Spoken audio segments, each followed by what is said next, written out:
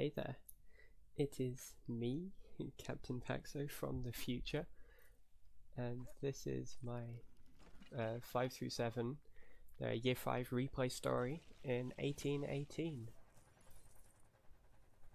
Yeah, this was really fun category to try and grind my way through, and yeah, there's lots to talk about, lots to kind of look at for this.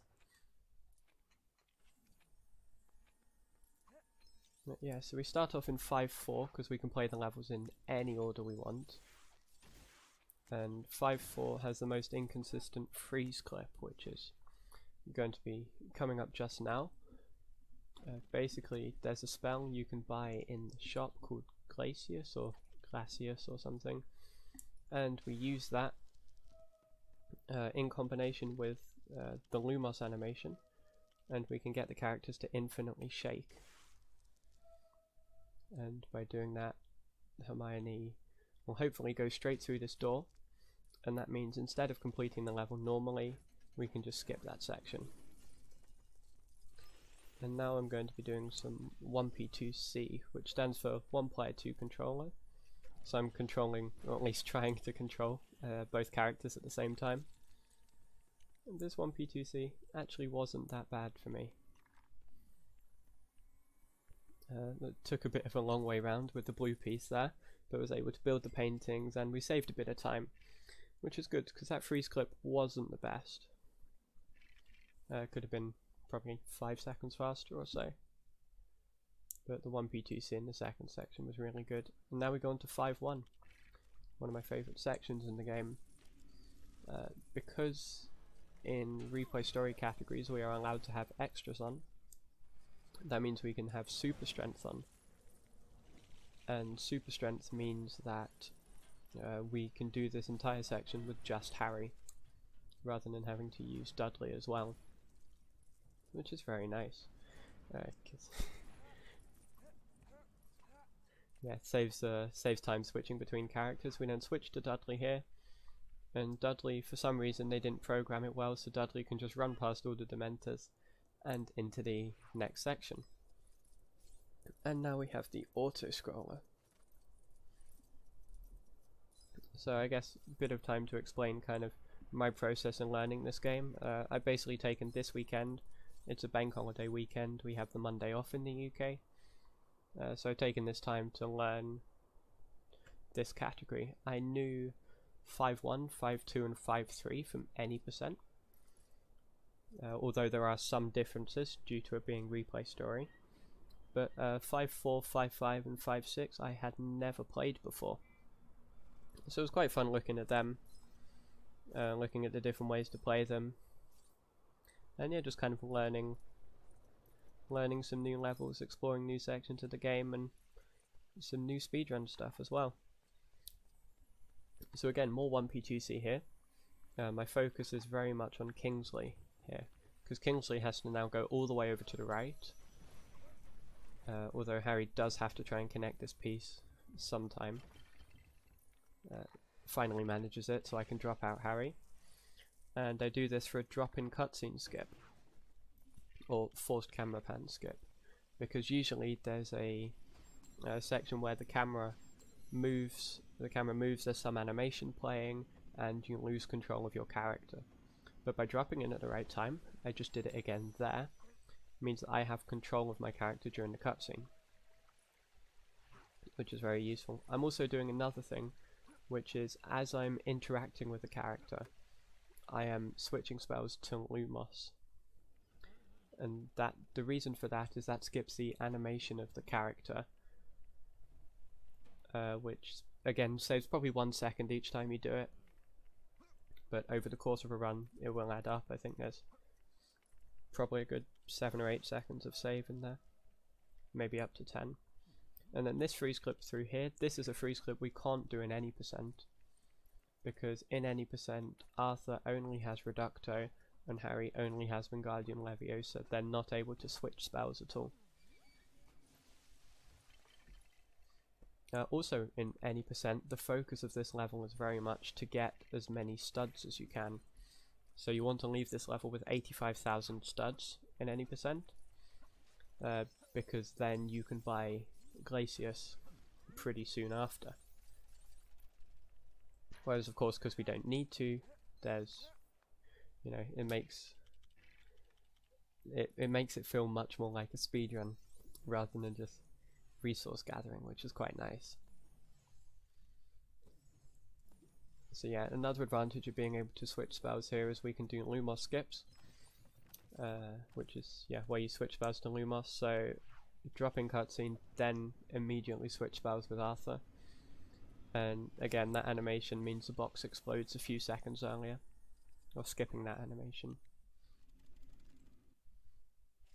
And that is 5-1 complete. 5-1's a fun level, and that was a good gold as well. I'm not actually able to see my splits when I'm running, because I'm on a 1 monitor setup and the game takes up full screen. But yeah, it's good to know. Well, I kind of judge it based on how well I think the freeze clips have gone. Harry gets frozen here, that's really bad. So this is a weird freeze clip, because as Snape starts to shake here, Snape can't switch spells, but if you pause, he keeps on moving during the cutscene. And I got good luck here in the fact that Snape moved to the left rather than to his left rather than to the right. It is completely random which way the character moves when it shakes. So it was nice Snape decided to go that way so I could get the freeze clip. And then here I'm setting up for another Lumos skip. I cycle the spells all the way around so I can also prepare for the next skip. I can also just switch spells forwards and backwards, which I do sometimes as well. It doesn't make that much difference. But the rest of 5-3 is absolutely identical to any percent. Actually, I think all of 5-3 is identical to any percent.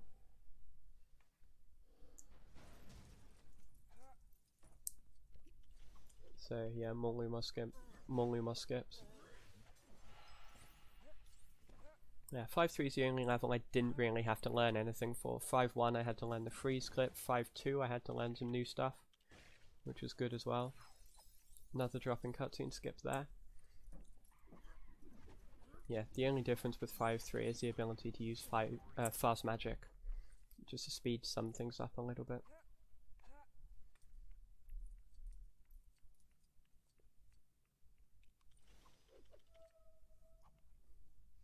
I don't know why I cycle all the way around. That's so much more button presses than just going one forward and one back, but whatever.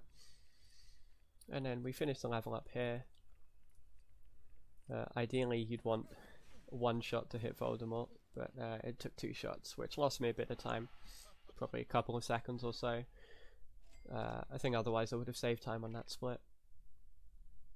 But I'm still ahead, that's the most important thing, and my late game of my previous PB was really slow. And now we have 5-2. 5-2 is probably my weakest level at the moment.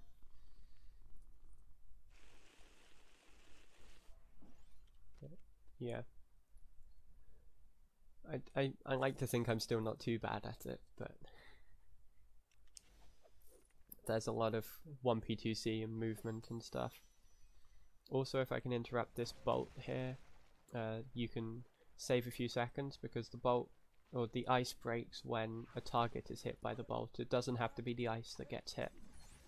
So if I can get Hermione in the way there, then that saves time. But anyway, I build this head with Hermione.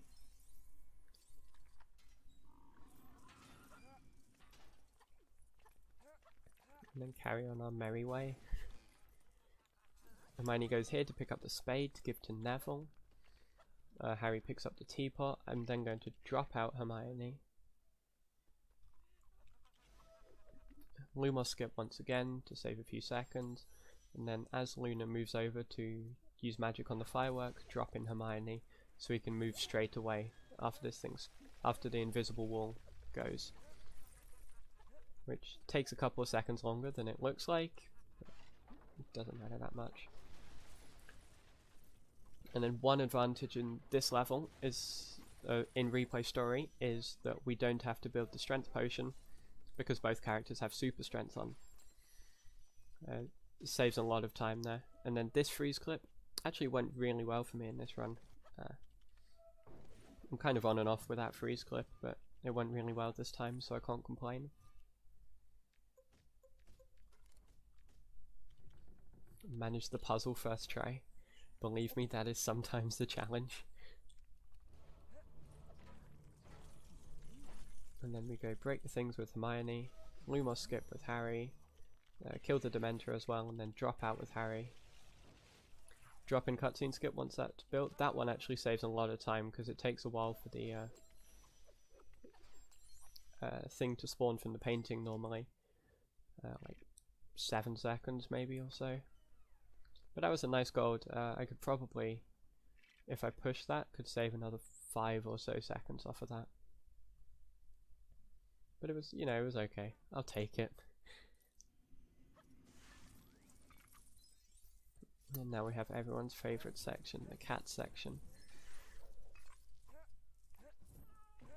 It doesn't make any sense what this has to do with kind of getting Floo powder, but I guess Umbridge didn't really make sense either, so... Actually no, Umbridge did make sense. That's one of the annoying things. She's like straight up my least favourite character in the Harry Potter series. Because you can clearly see every single motive and every single intention she has, and you just get so annoyed at it. It's really well written as a character, just well written to hate.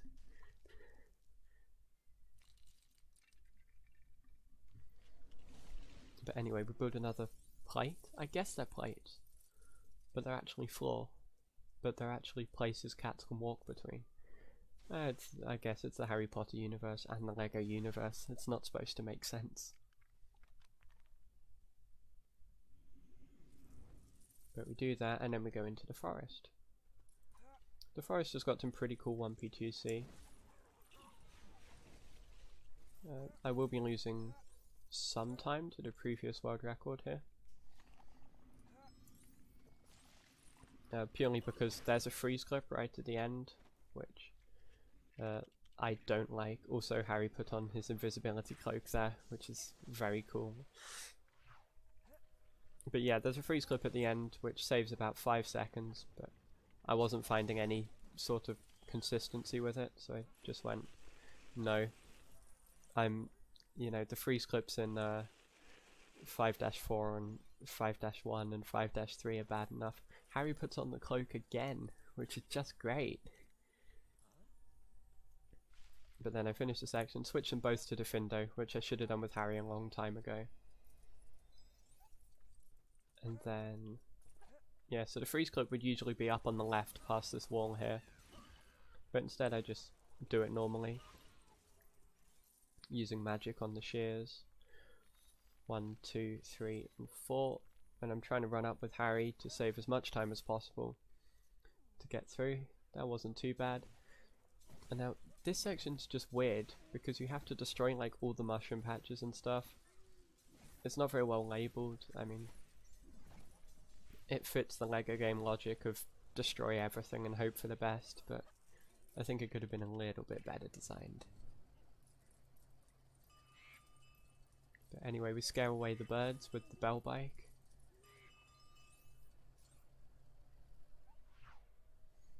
Because out of, you know, all the things that you could have at your disposal in the Wizarding World, a bike with a bell on it is just what you want.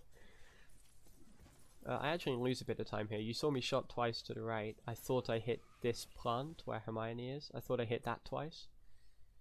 But I missed one of the shots, which actually cost me a good few seconds.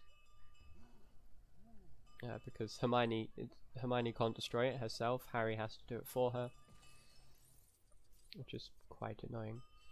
But anyway, we wake up Grawp. And Grawp slowly makes his way over and finishes the level for us. And I don't think doing a drop-in cutscene skip saves any time here. It doesn't finish the level earlier or anything, so There's no point in really doing it, but we are on to the final level. 5-6 is actually a really good level, in my opinion. Yes, it's got a long boss fight at the end, which is kind of annoying, but the sections before it make up for it, so it's quite fun. This 1P2C is pretty cool, because it just feels like it flows really well. I think that's what I look for most in a LEGO game. Like, big tricks and stuff are great, but if a section flows, then it feels really good and really fun to optimize. Which is why by the end of my grind for this, I preferred 5-6 way over 5-4. Also, what I'm doing here is dying. So in the auto-scroller it's split into 4 sections. But if you die, it warps you ahead to the next section. So by having both players in and taking 2 individual deaths, I actually warp ahead 2 sections at a time. But you have to make sure they die on different frames. If they die on the same frame, then unfortunately it doesn't work. But that was pretty good. I got 2 doubles, which is very good for me. And then we finish off this section. Drop out P2, because now we have dueling, where Sirius actually beats Bellatrix, which, no spoilers for the movie, but that doesn't quite happen. But anyway, starts on Aguamenti, which is apparently the best cycle you can possibly have. It's random where it starts, but it always cycles round clockwise. So we'll go purple next, yep. And then it will go to red.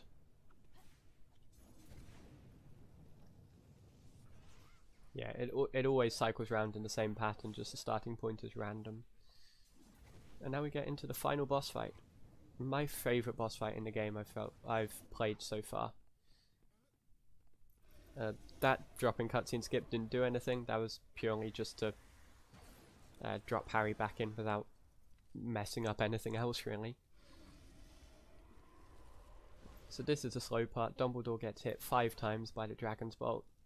Thankfully he had invincibility. Otherwise, the Order of the Phoenix would have taken a slightly different turn, I think.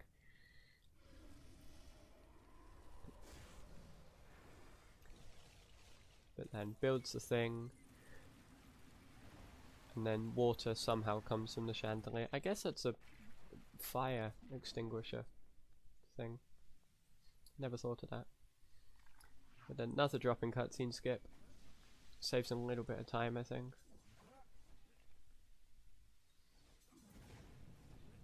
And then dramatic duel between Dumbledore and Voldemort.